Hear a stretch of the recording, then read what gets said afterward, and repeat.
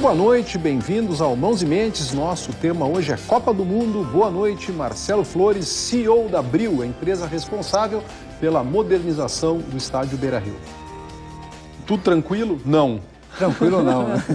Em ordem, porém não tranquilo. Se tivesse tranquilo, alguma coisa estava muito errado. Bom, vamos lá, pergunta definitiva. O estádio vai estar pronto em dezembro? O estádio estará entregue em dezembro. E não em dezembro, né? Porque o meu prazo acaba às 11h59 da noite, tá? Então não vou... Do dia 31? Exatamente. Feliz ano novo. Assim, Feliz ano novo. Não, a ideia é que a gente entregue, até a própria FIFA já deu essa, por conta das festividades de final do ano, 2, 3 dias a mais, a ideia é que nós entreguemos oficialmente então o estádio no dia 6 de janeiro, que é a segunda-feira. Ganhamos uma semaninha. Não, porque eu até comentei um dia com o ministro Aldo Rebelo que eu não faria ele vir até aqui, em Porto Alegre, como é que ele voaria de volta para o Nordeste para celebrar com a família, né? Então, a ideia é que a gente entregue no dia 6 de janeiro, que seria uma segunda-feira após as festividades. E entrega para a FIFA direto já? Não, entrega para o Inter. Entrega para o Inter. Entrega para a FIFA é mais tarde, depois, mais perto da Copa. Isso. Ao final de janeiro, você tem 2 períodos FIFA. Você tem um período que é um não exclusivo, que ele vai do começo de janeiro até 21 dias antes do primeiro jogo, meados de maio. Então, nesse período, há um overlay, né? Você tem a FIFA trabalhando as estruturas complementares, toda a parte de adaptação do estádio, e o Internacional começando a fazer toda a parte da operação assistida. O que é a operação assistida? São os primeiros jogos, onde você vai testando o equipamento, até que ele seja testado com toda a sua capacidade, então os jogos regulares possam tomar lugar no Beira-Rio. Legal. O que está faltando ainda? O que de dramático falta assim, para terminar o... O nosso ponto mais, assim, o nosso maior marco nesse momento é a estrutura metálica, né? É uma estrutura única no país, são 4.700 toneladas de aço, né? Então a gente está finalizando, já está em via de finalizar toda a parte da montagem da estrutura metálica. E concomitante à finalização da montagem da estrutura metálica, você vai começar já a entrar com a membrana, a PTFE, que é a membrana que cobrirá... Que aqui nós chamamos de lonão, mas não é um lonão. Lonão põe em cima do caminhão, e nem é isso, mas é uma membrana, uma membrana altamente sofisticada. Exatamente. PTFE, ela tem 2 pedaços diferentes, né? Uma parte que ela é mais translucente, fica mais à extremidade do estádio, até para que a insolação no gramado continue, né? É bom deixar claro que o Beira-Rio sempre teve um dos melhores gramados do país. Não por conta da chuva, o que faz um gramado ser lindo é o sol. Então, como o estádio não tinha cobertura, ele era exposto à insolação quase que durante o dia inteiro, né? Agora, né, com o estádio totalmente fechado, vai diminuir essa insolação. Então, eu sei que a Maristela esteve com você aqui, ela deve ter comentado alguma coisa sobre isso. Do carrinho de luzes. Exatamente. Na época do Engenhão, você vai lembrar que o Engenhão em 2010 teve o pior gramado do Brasil. Em 2011 nós fizemos um acordo... Participaste daquele processo lá também, na construção ou depois? Na operação. Na operação do Engenhão. De 2010 a 2012, eu estive no Engenhão. Então lá nós também fizemos isso com a iluminação artificial, e o gramado de 2011 do Engenhão era um outro, né? Era água e vinho, era totalmente diferente do gramado que se disputou os jogos em 2010. Sem querer focar no negativo, o Engenhão teve problemas estruturais, agora... com uma estrutura parecida com essa que está sendo feita no Beira-Rio aqui. Mais ou menos. O problema... Acalme-nos, por favor. Exatamente. Como eu falei, estive à frente do Engenhão por 2 anos, havia uma recomendação sempre, principalmente nos eventos, onde não se pendurasse nada na estrutura, porque a gente não tinha um cálculo estrutural. Eu não vou ser leviano de comentar sobre isso, porque não conheço detalhes do projeto.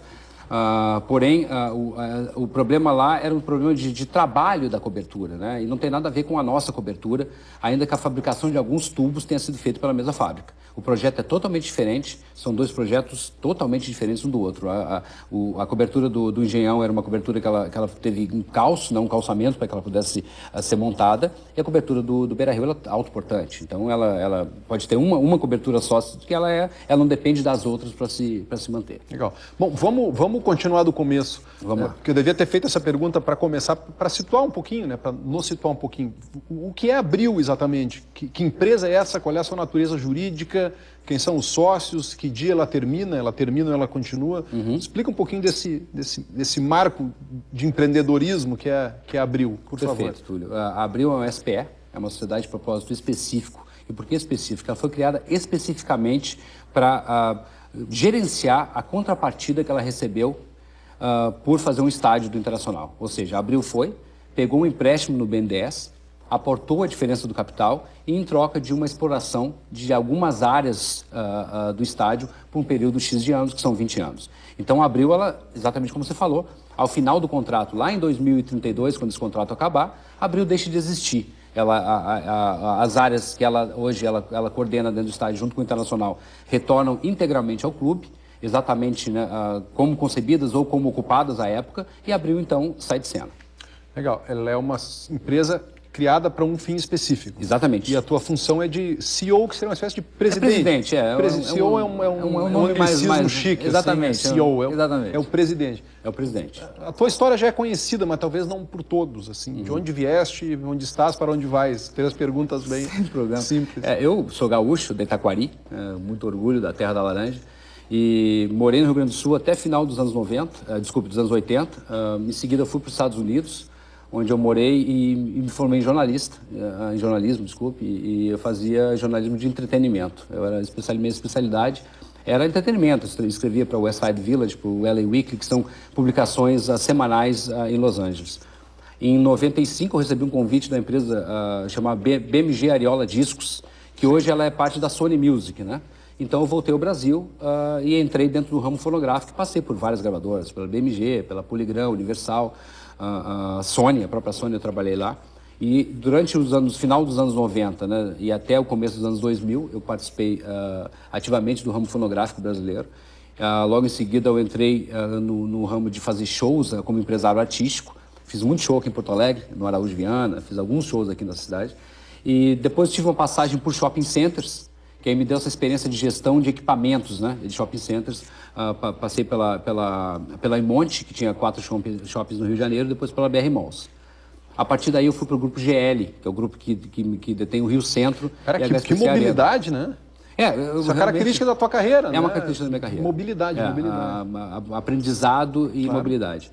E na GL, então, eu era diretor da HSBC Arena, que até então era conhecida como a Arena do PAN, né, que fazia grupo do grupo francês GL, que detém o Rio Centro e a HSBC Arena. Depois disso, eu fui para o Engenhão, porque a empresa que era dos shopping centers que eu trabalhava até 2005, a Imonte, ela criou a Pepira, que era basicamente como se fosse Abril, mas Abril como se Abril fosse do Internacional, né? Então a Pepira ela prestava serviço... Abril é Andrade Gutierrez e Internacional. Não, Abril é Andrade Gutierrez e BTG Pactual. Abril? É. O Inter não é sócio. O Inter não é sócio da empresa. Ele é sócio na exploração do estádio. Nós somos sócios da exploração do estádio porque nós temos interesse comum. Eu sempre achei que a Abril era uma associação Andrade Gutierrez. Não, ela nasceu da associação entre a Andrade e o Internacional, né? A partir do contrato assinado, a Abril nasce naquele momento.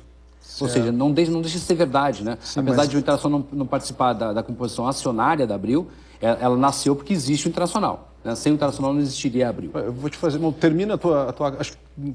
E aí depois eu fui para o Engenhão, fiquei 2 anos no Engenhão, e em junho do ano passado eu vim para Porto Alegre para tocar o Beira-Rio. A explicação de por que Andrade Gutierrez não colocou o seu nome, a sua empresa na gestão desse processo, ela é meio complexa. Assim. Por que criar uma empresa se já existe Andrade Gutierrez, que é uma baita de uma empresa, para fazer isso? Tem implicações contábeis, jurídicas? Não, contábil, é muito mais questão de experiência mesmo, né? A Andrade Gutierrez é uma construtora. É uma das maiores do mundo. E é mais pesado, então exatamente. Os processos decisórios são mais lentos. Não é, eu acho que não é nem isso. É questão de você ter uma empresa. O grupo Andrade Gutierrez Holding, né, não confundir com a consultora Andrade Gutierrez, é um grupo que detém participação em várias empresas do país. CEMIG, Oi, CCR Rodovias, quer dizer, o grupo é um grupo bastante forte. Mas não havia um braço de arenas, assim como, por exemplo, a OAS tem um braço de arenas e a Odebrecht tem um braço de arenas. Então, a partir do momento do nascimento da Abril, é a primeira investida da Andrade Gutierrez. É a primeiro estádio da Andrade Gutierrez. A Andrade Gutierrez fez 4 estádios para a Copa do Mundo, mas desses 4, que é Brasília, Maracanã no consórcio com a Odebrecht, o estádio de Manaus e Porto Alegre, o único que ela vai participar da gestão através de uma subsidiária não da construtora, mas a holding, em Porto Alegre. Os outros são obras públicas. Os outros são obras, apenas obra, né? Ela entrega a chave e retira-se de cena. Interessante. Então é uma experiência nova para a empresa. Para a empresa, uma experiência nova para a empresa. E a ideia é replicar isso no Catar, onde mais houver a Copa do Mundo daqui para frente? Ou... Talvez, né? Isso não faz parte do plano de negócio da Abril, como eu falei, Abril é uma SPE, então ela é especificamente para isso. Agora, nada impede, não vou dizer nem que sim, nem que não, porque essa decisão não passa pela minha alçada, de que isso possa ser replicado em outros países, porque a Andrade hoje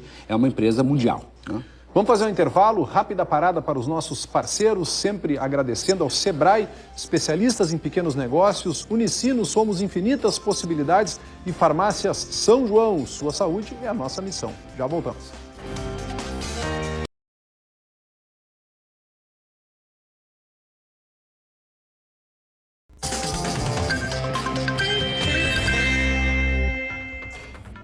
Mãos e Mentes de volta, conversando com o jornalista e CEO, presidente da Abril, a empresa responsável pela modernização do estádio Beira-Rio, que será o estádio da Copa no Brasil em 2014, o Gaúcho de Taquari, Colorado, isso dá para dizer, né? Não tem... Desde 68. Desde 68, desde quando nasceu. Exatamente. Então, o Marcelo Flores, que imagino que deva ser para ti, pelo fato de ser colorado, um trabalho especial. Ele não é só razão, ele tem emoção também. Tem, prazeroso. Né? Eu lembro quando eu estava no Engenhão e surgiu a oportunidade de vir trabalhar em Porto Alegre. Eu sou estabelecido no Rio de Janeiro, minha família é do Rio, então eu não passava pelo meu horizonte voltar para Porto Alegre tão cedo, a não ser para visitar minha mãe. Mas, então, quando falaram que o negócio era para um estádio de futebol de Copa do Mundo, então isso acendeu realmente aquela centelha de volta. Né? Sou sócio do clube desde 85, participei sempre ativamente, financeiramente, apesar de não estar no estádio, né? Eu fiquei muito tempo sem ir ao estádio. Mas sim, sou colorado e o meu pai também participou, né, da construção do Beira-Rio, levando os tijolinhos lá nos anos 60. Então, isso para mim tem uma veia realmente nostálgica e emocional. Legal. Essa relação entre Internacional e Andrade Gutierrez, ela começou muito bem, enfrentou um momento de muita tensão, a gente acompanhou isso muito de perto aqui. Tu entraste depois desse momento de tensão, entraste quando finalmente o contrato, que quase não foi assinado, né, acabou sendo assinado. Perfeito. Como é que foi ter que entrar com esse passivo? Quer dizer, até com a torcida, havia uma relação de muita desconfiança com o Andrade Gutierrez, quer dizer, era um nome que acabou virando o seu nome. Eu acho que isso já está sanado hoje em dia. Eu diria que sim. Mas era um desafio a mais, tinha uma questão de imagem para gerir, não era só uma obra. Né? Tinha. E eu, como colorado, eu acompanhava isso. Eu acompanhava diuturnamente, né, pela Clique RBS, ficava acompanhando o que estava acontecendo. Realmente foi literalmente uma novela, né, quase uma novela mexicana. Mexicana, né? das ruins, tem ótimas novelas mexicanas, mas essa foi uma das... Mas eu acho que, de novo, foi um período crítico que passou. Eu creio que hoje em dia essa relação, o torcedor também hoje entende melhor quem são os players, né? Qual é que é o papel de cada um nessa sociedade, nessa associação entre Internacional e Andrade lá atrás, que acabou gerando a Abril. Quando eu cheguei, a obra tinha começado havia pouco mais de 3 meses. Né? Então, eu posso dizer que eu peguei essa obra realmente embrionária. Né? Eu lembro que o avanço dessa obra, quando eu cheguei aqui, era um avanço de 5%, alguma coisa assim. Né? Então, eu acho que é um período... Diz que os 5% que iam virando 4%, 3% se nada fosse feito, né? Porque realmente começa a se estabelecer um passivo, né? Na obra parada. Não só isso. O pessoal perguntava para mim, Marcelo, como está a evolução da obra? Eu falei, não é evolução, é involução, eu estou destruindo. Né? Então, a gente estava destruindo muita coisa. Né? Essa reforma mágica que dobrou a área do Beira-Rio sem que o perímetro fosse alterado. Dobrou a área? Dobrou a área. Por dentro do... Porque toda a parte do aterro, que é onde dentro do Beira-Rio hoje você vai ter toda a parte de um corredor de 8 metros de circulação dentro do estádio no primeiro nível, que não existia, você sabe muito bem, você tinha que circular por fora do estádio. Lá você terá bares, restaurantes, você terá toda a parte dos vestiários, dos banheiros, áreas grandes de circulação, que isso tudo ela vai no local onde era o aterro. Então, com a retirada do aterro, toda aquela área virou área útil. Não tem perigo da água voltar, não. Não tem. Apesar de que o lençol freático está ali a 70 centímetros abaixo. Pois né? é. Entendeu? Então, tanto que o nosso... 70 centímetros? É menos de 1 metro? É menos de 1 metro você tem um lençol freático. E uma das razões também que a gente tem uma drenagem a vácuo. Né? Então, aquele fatídico jogo, né, de 2009, que para mim o Internacional perdeu o Campeonato Brasileiro lá, naquele empate 1-1, aqui em Porto Alegre contra o Flamengo, que foi um jogo que não tinha condições de jogo, porque havia muita água no gramado. Situações como aquela não ocorrerão mais, porque esse sistema de drenagem, ele não só drena, como você pode insuflar de volta, né? Então, por exemplo, você pode até tratar essa grama invertendo e jogando um arzinho quente para dentro do gramado. Isso, é um sistema muito interessante que você tem hoje no Beira-Rio. Então, aqueles dias de poças d'água no estádio, isso já não existe Mas também mais. teve o jogo, acho que contra o Veranópolis, que dizem que fecharam o ralo para inundar o gramado para poder fazer o jogo no outro dia, para o estádio lotar. Então tinha os dois lados da moeda, né? Mas Mais uma anedota, né? Mais uma anedota. Se é verdade ou não sei, mas então termina esse tipo de margem, porque isso não é bom pro futebol, né? Não, realmente. Futebol né? é que exatamente, as coisas sejam resolvidas ali dentro do gramado mesmo. Isso, acho que aquele tempo de apagar a luz aos 40 do segundo tempo, botar água gelada no vestiário no jogo que horror, antes. tinha isso, né? Existia, né? Cortar a luz do vestiário. Exatamente, né? Gandula que segurava a bola, sumia a bola. Sumia a bola. Isso ainda tem. Massagista, o esquerdinho. Chutava a bola para fora, né? O esquerdinho, exatamente. O famoso esquerdinho. Foi bom, né? Porque agora com isso abriu-se um precedente, né? Porque antigamente isso aí era basicamente bola ao chão e agora o time está sendo punido, isso é muito interessante. Sim, Mas voltando ao nosso assunto, eu diria que a questão do gramado, eu diria que o grande cartão de visitas do Beira-Rio, que sempre foi, né? Os jogadores que sempre votavam no gramado do Beira-Rio como o melhor do Brasil. A tendência é que ele retorne a ser se não o melhor, um dos melhores, por conta do que a Maricela lhe falou aqui e por conta desse sistema de drenagem que nós temos aqui. Bom, uma pergunta bem ampla. Como vai ser o novo Beira-Rio? A gente acompanha, vê, conceitualmente, é um estádio de futebol? É alguma coisa diferente disso? É prioritariamente um estádio de futebol? É também um estádio de futebol? Qual é o conceito por trás do Beira-Rio? Eu diria que é um conceito hoje que você vê em grandes estádios do mundo, né? Você vê isso no Wembley, você vê no estádio do Benfica, onde é um complexo de entretenimento. Quase que 360, né? Então você pode chegar meio-dia no estádio, você pode almoçar no restaurante do estádio, enquanto a sua esposa vai no salão de beleza e o seu filho está indo na sala de loja infantil, você está vendo um jogo. Terminou o jogo, se juntam todos, vão para o Sunset Beira-Rio ali atrás para apreciar o pôr do sol. O que é o Sunset Beira-Rio? Sunset é um local que você tem no segundo nível do edifício garagem. O edifício garagem tem 3 pisos, né? Um piso térreo, o primeiro nível e o segundo nível. Quantas vagas? São 3.000 vagas. 3.000 vagas. 3.000 vagas. Então, nesse segundo piso, que ele é um pouco... o terceiro piso ele não vai até o final. Então, é basicamente assim, né? Sim. Então, aqui está o terceiro piso e aqui está o segundo piso. No segundo piso, você tem uma visão estratégica do estádio. Nessa imagem aqui. Do estádio virado para dentro naquela do parte estádio. branca, mais clara à direita. Pode levantar. Quer levantar? Não, nós ensaiamos isso antes, a levantada. A levantada. Então, aqui, né? Essa área aqui, você está vendo esse grande platô aqui atrás. Isso é edifício garagem. Isso é edifício garagem aqui atrás, ele está, né? Então, aqui é o segundo nível. Tá. Então, aqui a tendência que a gente tem ali.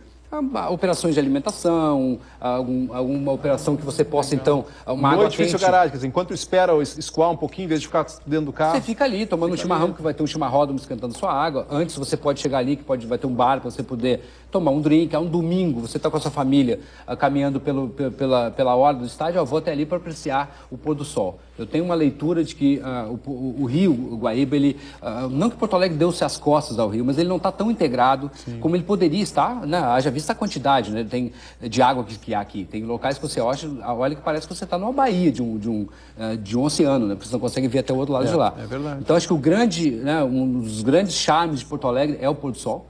E aqui, sem sombra de dúvida, será um dos melhores lugares da cidade para se apreciar o pôr do sol do Guaíba. Nessa área ali, que é o Sunset, naquela área que eu lhe mostrei agora. O esquema de comercialização dessas áreas todas, de venda de garagens para sócios, de novos espaços de skybox, como é que isso está sendo organizado? Sabe que imprensa, acaba sendo desaguadouro de uma série de reclamações. Algumas pertinentes, outras não tanto. O que a gente tem que fazer é filtrar algumas, de acordo com a veracidade delas, e jogar isso para fora de uma forma democrática.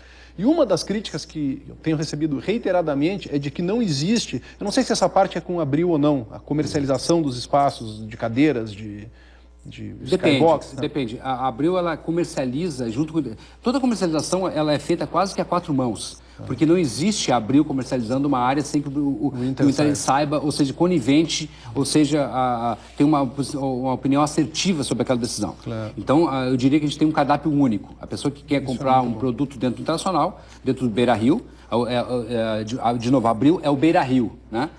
O presidente da Abril é extremamente colorado. E a empresa é uma empresa que nasceu para tocar áreas dentro do Beira-Rio. É uma empresa colorada, né? Então, a ideia é que você tenha todos os produtos lá dentro, ou tanto o produto para o torcedor, que é aquele produto do dia a dia. No caso do Internacional, é um bom problema, né? Sim. Que quando tem 105 mil sócios, um estádio que cabe 50 mil pessoas, é quase que uma disputa para ver quem vai poder estar lá dentro. Exatamente, entendeu? é isso. Quer dizer, que não há, do ponto de vista do sócio, um critério claro que diga assim, ó, então a partir de amanhã estaremos vendendo os melhores camarotes, o critério é o sócio mais antigo vai ter direito a escolher primeiro. Parece que está assim, quem liga acaba indo para uma lista, não tem um fluxograma muito definido do ponto de vista do sócio para a compra dos melhores espaços do novo estádio. Tá, deixa eu dizer de onde que vem isso. Essa lista que você se refere deve ser uma lista de prioridade, não é de espera, porque não está esperando nada. Sim. O que aconteceu? Logo que eu cheguei aqui, isso no ano passado, as pessoas ligavam, eu quero comprar. Então a gente começou a montar uma listinha de pessoas, olha, quando a gente começar a colocar os produtos à venda, entraremos em contato com você. A prioridade de compra, e aí eu estou falando dos produtos em geral do estádio, ela será definida pelo sócio. O sócio será o primeiro sempre a escolher o local dentro do estádio. E aí vai, dentro dos critérios de sócio, que é uma gama de diferentes associações ao clube, sim, vai ser dividido então, né, claro, o sócio que ele é mais novo, o sócio que ele tem direito a entrar no estádio, outro que ele paga metade, outro que tem um desconto. Então, o Internacional está fazendo essa segregação e esse sistema de ordenação para que o sócio mais antigo, o sócio que ele é mais assíduo, o sócio que ele comprovou isso para o clube, ele tem uma prioridade. Isso é totalmente natural, principalmente num clube que tem a quantidade de sócios que tem. Sim, que se orgulha disso e que faz disso uma bandeira, né? Faz uma bandeira, eu queria garantir para você e para todo o sócio do Internacional. Só para deixar bem claro, não é em causa própria, eu já tenho minhas duas cadeirinhas ali, já sei que elas vão ficar no mesmo lugar onde elas estão, tá? Não tô falando por mim, tá? Porque como eu sou colorado, todo mundo sabe, não é defesa de causa própria. Isso. Entendi. Até poderia ser, seria legítimo, mas não é. Mas vai atender também os seus anseios, né? Eu quero dizer o seguinte, no seu caso é um caso específico, você já tem uma cadeira que elas ficaram exatamente no mesmo lugar. Parecido, um pouquinho para cima. Exatamente. Pode até haver um agrupamento, também de novo, o Internacional está tentando. Às vezes a pessoa tinha uma cadeira do lado de cá e a outra cadeira era só do lado de lá, talvez. No meu caso. Tem uma par e uma ímpar. Exatamente. Pode-se, o Internacional está estudando isso, onde você possa reagrupar, então, esses sócios em algum local. De qualquer maneira, a prioridade sempre será do sócio. Dentro do estádio Beira-Rio, a prioridade sempre será do sócio, porque isso é o que norteia o próprio clube. É o que fez o clube ter 105 mil sócios, é que fez o clube aumentar, isso para mim é um dado espetacular. No ano que o Beira-Rio ficou parado, ele aumentou a sua base de sócios. Então, quer dizer, o sócio apostou no Internacional. Apostando no estádio novo. O sócio, não só no estádio novo, mas no próprio clube. Também. Ele está dando, né, um voto de confiança ao Internacional. E eu tenho certeza que o Internacional vai levar isso em consideração quando o lançamento dos produtos para os sócios, né? Porque o Internacional basicamente é uma diferente diferente categoria de associação. Dentro do estádio, a tendência, Túlio, é que todas as pessoas, indivíduos que estejam no estádio, sejam sócios. 50 mil será a capacidade do estádio. A capacidade de Copa do Mundo é 50 mil. E pós-Copa? Há uma... Mais, né? Porque tem negócio de imprensa, tem toda uma parte... Não, mas é a capacidade, exatamente. Não, eu estou falando só de público pagante, né? A capacidade total de público pagante chegaria a 50 mil. O Internacional está estudando ainda, é uma possibilidade de que você possa, então, diminuir, aumentar, tirar alguns assentos, fazer alguma parte em pé, talvez, que aí você poderia aumentar a capacidade do estádio. Está se pensando em fazer. Está se pensando, você deve conhecer que na Alemanha, por exemplo, os lugares são sentados, mas atrás do gol... O Camp Nou é assim, no terceiro andar lá em cima tem um local Barcelona. Tem um local de pé, que é mais barato, popular. Exatamente. Isso seria interessante porque vai ao encontro da história do clube, que é um clube popular, né? Exatamente, a gente entende que precisa aumentar a receita, mas é interessante que se contemple aquele torcedor tradicional, na época que tu ias ao estádio, torcedor de Coreia, né? Que era o colorido, a diversão. Fui muito na Coreia quando foi na Coreia, mas muito no ombro do meu primo. Era por diversão. Exatamente. Então, isso, eu entendo isso dentro do Internacional, nas conversas que nós temos, e nós conversamos sobre tudo. A gente tem uma relação espetacular. Acho que a relação Brinco Internacional é uma relação onde eu tive em poucas empresas, onde se há associação. Sempre tem uma rusguinha aqui e lá.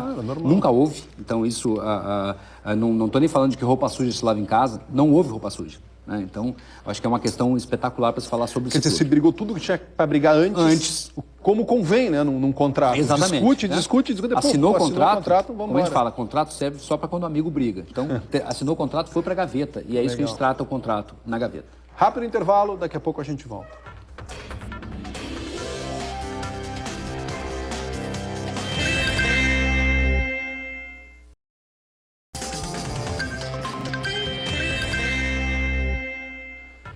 Mãos e Mentes de volta, conversando com Marcelo Flores, presidente da Abril, a empresa responsável pela modernização do estádio Beira-Rio. Como é que funciona a relação FIFA nisso tudo? A FIFA, ela tem poder sobre a obra do estádio, ela está apenas preocupada com o resultado final, ela vem aqui olhar e vai dizer, tá bom ou não tá bom? Como é a relação Abril, Inter, FIFA, no momento da obra, que é o momento que estamos vivendo agora? Perfeito. Ela tem uma relação umbilicalmente ligada à obra. Por quê? Porque o nosso estádio, ele segue o caderno de encargos da FIFA. Então, a partir do momento que ele segue um caderno de encargos, ele tem que estar adaptado ao que a FIFA deseja de um estádio pronto. Não um estádio pronto no momento evento, que a partir do caderno de encargos é um estádio em padrão Copa do Mundo. E há algumas adaptações que têm que ser feitas, mais notadamente, para que todo mundo vai saber, aquela parte onde fica todos os repórteres lá em cima. Não tem tanta cabine de imprensa para todo mundo. Então, alguns assentos são retirados, são feitos aqueles platôs, né, onde você tem, então, toda a imprensa. Então, essas são partes que são do momento que nós chamamos de estruturas complementares. O que são estruturas complementares? É tudo aquilo que você tem que fazer para adaptar o estádio para o momento Copa do Mundo. Que é único. Que é único, exatamente. São aqueles 5 jogos e acabou. Então é toda a parte do commercial display que a FIFA chama. O que são? Aquelas lojinhas que ficam em volta do estádio, toda a parte de acesso, o Mag and Bag que eles chamam, né? Que você passa pelo primeiro perímetro, você é revistado, passa pelo segundo perímetro. Então que a gente está perto do estádio, né? Diferente do que foi, por exemplo, quando eu estava na Copa do Mundo de 94 nos Estados Unidos, eu entrei sem ingresso no jogo. Porque eu entreguei o ingresso na mão de uma pessoa, o cara me devolveu, a gente fez uma fila indiana e entrou. Hoje em dia isso não existe mais essa possibilidade, a segurança ela é extrema. Então você tem todos os detetores de metal, então você tem toda essa estrutura que fica fora do estádio, e além disso uma estrutura que fica dentro do estádio, né? Porque é bem diferente um jogo do Brasileiro, um jogo da Libertadores com um jogo de Copa do Mundo. Muito diferente até mesmo de um amistoso de seleções. Então essas estruturas complementares que a FIFA ela coloca através da Secop e da Gecopa, ou seja, é uma atribuição do governo do estado e do município de então adaptar o estádio, não só dentro dele, como fora dele também, para o momento Copa do Mundo. Então isso começa a acontecer em janeiro, estima-se que em 2 a 3 meses essas estruturas comecem a ser montadas, as estruturas mais emergenciais serão feitas no final, né, porque você não vai deixar, por exemplo, gerador 6 meses no estádio. Né? Então, tem estruturas que você tem fases, onde estruturas que você começa a montar em janeiro e algumas estruturas que você começa a montar só em final de abril e maio. E a partir, então, de 21 dias antes do primeiro jogo, aí a FIFA toma posse de fato e de direito do estádio. Aí decora, pinta, põe os seus anúncios, os seus parceiros, equipe de TV, de geração de televisão, aí tem todo um... Nesse momento, a Abril e Internacional deixam de ter direito sobre qualquer área lá dentro. Símbolos do Inter, tudo desaparece. Tudo desaparece. Apenas que o Internacional será o operador do estádio, que o estádio é seu, então o Internacional operará o estádio na Copa do Mundo. A equipe de operação será a equipe do clube, porém respondendo a um outro ente, que não a diretoria do próprio clube. Exatamente. Bom, Jerome Valk vem aí. Vem aí. Dia 7, o homem do kick in the ass. Né? É você que está dizendo. Não, ele é que diz. Eu só estou reproduzindo. Não corremos o risco de tomar um chute no traseiro do secretário-geral da FIFA. Se você lembrar, ele teve aqui 2 vezes, né, nesse meu período que eu tive aqui. No começo era bem no começo da obra mesmo, depois teve mais tarde, em fevereiro desse ano. Estamos seguindo o cronograma, o que me dá uma tranquilidade. Você sabe que esse estádio, essa obra, é uma obra enorme, que foi feita em tempo recorde. O Beira-Rio não só é a obra mais rápida de todos os estádios de Copa do Mundo do Brasil, como é a mais barata. O custo por assento é o mais barato de todos os estádios de Copa do Mundo que foram modernizados dessa maneira. Eu acredito. Acredito mesmo, por uma série de motivos que eu nem vou expor aqui, porque até te causaria constrangimento, mas é dinheiro privado, né? É diferente. O tratamento é isso, em resumo é isso. De novo, né? A Abril está aí para isso, né? A Abril é a contratante da obra, nós que fazemos as medições, ou seja, a construtora constrói, nós medimos e pagamos. Né? Então a Abril é responsável pelo financiamento junto ao BNDES, além disso tem os aportes, como ele falei, os aportes próprios. Né? Sem contar os aportes que o Internacional fez também, que são as suas contrapartidas. Sim, tem pelo menos os 24 milhões lá dos eucaliptos, exatamente. Né? E também a parte das suítes que o Internacional já havia vendido, né? Naquele período quando desejava fazer a obra sozinho. Então, eu diria que sim, eu tenho plena convicção que essa visita do Jerome só vai coroar esse trabalho que está sendo feito desde março. Tem alguma agenda especial para ele aí? É rápido, né? Ele vem e vai nesse dia, essa agenda né? nós somos informados, né? Nós não temos participação, normalmente é o comitê local que faz toda a parte da visita, nos informa, então nos determina quais são os locais que ele quer visitar, qual é o tipo de apresentação que será feita, então isso realmente ele é comandado pelo comitê local e aqui em Porto Alegre na figura da Secopa, né? E o Gigantinho? O Gigantinho, ele de novo não faz parte do contrato, né? Mas tá feinho ali do lado. Ele né? tá feinho. Ele era bonito, mas agora... Em 72, né? Ele era até bonito. agora, com o Beira-Rio antigo, ele estava no contexto. Agora ele está destoando muito, né? Até Concordo com a você. imagem aérea, porque vai para o mundo inteiro, né? Então vai o estádio novinho com aquele eu diria pedaço ali decaído do lado. Né? Eu diria que ele vai ganhar um banho de loja, digamos assim, né? Porque hoje em dia com cenografia você faz qualquer... Né, tapa-se tudo. Exatamente. Então, eu vi na Olimpíada da China, passando na rua, parei, tinha um painel lindo, assim, eu olhei por trás, era uma favela. Os caras tapavam as favelas com os painéis maravilhosos. O Ruton, que eles chamam, né? Favela. Então, aqui, o Gigantinho, de novo, ele não faz parte do escopo do contrato da Abril, porém, nós conversamos com o Internacional e a tendência, por conta da utilização do Gigantinho pela FIFA para a Copa do Mundo, não fazia muito sentido você ter uma obra agora e até mesmo dividir forças, né? Eu comentei isso com o presidente do clube, nós chegamos a um consenso sobre isso, que a ideia é concentrar no estádio. Mas vão dar uma pintada. Claro, no momento Copa do Mundo eles serão um Gigantinho que parecerá que sofreu uma reforma, né? Mas será uma coisa muito mais... Cenográfica. Não cenográfica, mas de embelezamento mesmo, né? Porque ele não participará da Copa, a parte dos voluntários, haverá um ou outro departamento da FIFA que se alojará no Gigantinho. Mas ele vai estar bonito, ele não vai ficar tão feio. Não. O que vai ter de diferente no Beira-Rio, no novo Beira-Rio em relação ao Beira-Rio antigo? Nossa, muita coisa. Né? Principalmente, como eu lhe falei, essa área, né? Digamos, aproximadamente 70 mil metros quadrados de área extra. Você terá 44 lojas... Abertas o ano inteiro, abertas... Bom, vai depender do dono da loja, se ele quiser ou não, mas a ideia é fazer um shopping permanente. Não depende do dono da loja. Normalmente em shopping centers, né, desse tipo, você tem um regimento interno do shopping que determina que os lojistas vão abrir de tal hora até tal hora, nos dias que fecham, os horários que abrem e fecham, e todo momento de entrada e saída de funcionários de dentro das lojas. Fornecedores, você tem que ter Exatamente, um regramento, você tem que ter, senão vira bagunça. Vira bagunça, literalmente. Então você terá as 44 lojas, que não havia, né, no antigo Beira-Rio, que funcionarão o ano inteiro, né? É bom dizer que é o seguinte, o Beira-Rio como palco de futebol, ele abre 40 dias por ano. Tá? O shopping, ele abre 364, Mas até isso, né? Como rentabilizar um estádio. Exatamente. Aqui não é um dado de realidade. A Arena, por exemplo, teve um show até agora, que foi o Roberto Carlos, um show. Teve, se eu não me engano, 23 ou 26 jogos. Né? Isso não paga o investimento. Tem que ter... tem que ter giro, tem que ter... E aí isso eu volto àquela pergunta que você me fez no começo do programa, que era como transformar isso no complexo. Então, por isso que você tem as 44 lojas, que são abertas o ano inteiro, menos o dia do comércio, né, quando elas fecham. Aí você tem o Sunset, né, que é um local ali também de entretenimento, vai estar aberto todos os dias da semana. Dentro do próprio Beira-Rio, no nível 3 do estádio, você tem um restaurante, que ele pode ficar aberto. Para dentro? Não, ele não tem visada por quê? Porque ele está... Na arquibancada, né? Então, como ele não tem nem para dentro e para fora ainda, ele tem uma visão, mas não tem aquela visão panorâmica do Rio por conta do edifício garagem também. Ele está quase no mesmo nível do edifício garagem. Mas é um restaurante que poderá abrir, a exemplo da antiga Saci, poderá abrir... Chopão, a Saci. Exatamente, entendeu? Então ele poderá abrir também 365 dias por ano. E dentro desse próprio shopping center você terá alguns bares ali embaixo, onde o pessoal, o torcedor, ele não precisará ficar em outros locais da cidade, ele poderá fazer acumulação pré-jogo e pós-jogo ali mesmo. Mas sem cerveja, na Copa com cerveja. Não, a lei ela proíbe venda para dentro do estádio. Como as lojas não têm comunicação com o interior do estádio, essa venda no complexo ela é permitida. Ela não é permitida dentro do estádio, apenas. Em jogos de futebol, por exemplo, em shows você pode vender bebida alcoólica dentro do estádio. Tá? Então, por isso que eu digo que é um 360 literalmente, né? Porque você tem durante o dia o shopping. E esse mix ele é pré-definido ou não? Não está pré-definido. Por exemplo, tem que ter loja infantil, tem que ter loja de esportes, tem que ter X restaurantes, ou isso depende de procura? Do mercado. Nós temos um parceiro, né, que é a Forbes e a Tornac, que são os nossos parceiros na exploração do Street Mall, que é como a gente chama, porque é nível de rua, né, o Street Mall. Então ali o nosso mix ele não vai ser um mix tradicional de shopping center.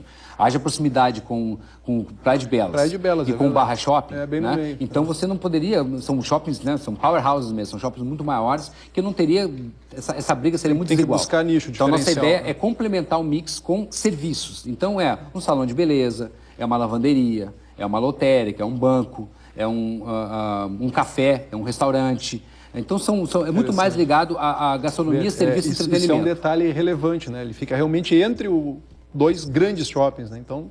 se você quisesse colocar lojas ali de vestuário, por exemplo, essa competição seria muito... Só uma loja do Inter, de produtos. Mas essa ela vai continuar sendo lá. No mesmo lugar onde ela é hoje. Isso, porque como o shopping ele é circular, né? Dentro do estádio ele é circular, então onde fica o museu do Inter, ele está dentro do shopping, onde fica a loja do Inter, ela está dentro do shopping, então você caminhando ao redor, porque se ele tem um corredor, de onde toca a cobertura metálica até a parede do antigo estádio, são aproximadamente 8 metros. Esse é o corredor do shopping.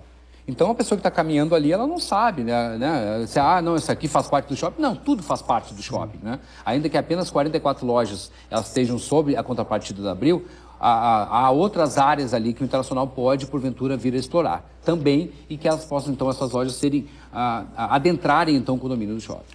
Rápido intervalo, daqui a pouco a gente volta.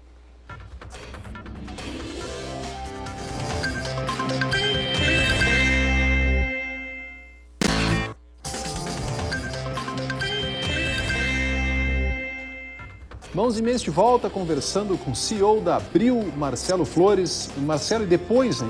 O que falta nessas alturas? Tu com uma mobilidade de carreira tão grande, né? Realizaste, eu acho que um sonho do teu pai, de estar à frente da obra de modernização do Beira-Rio. Qual é o próximo?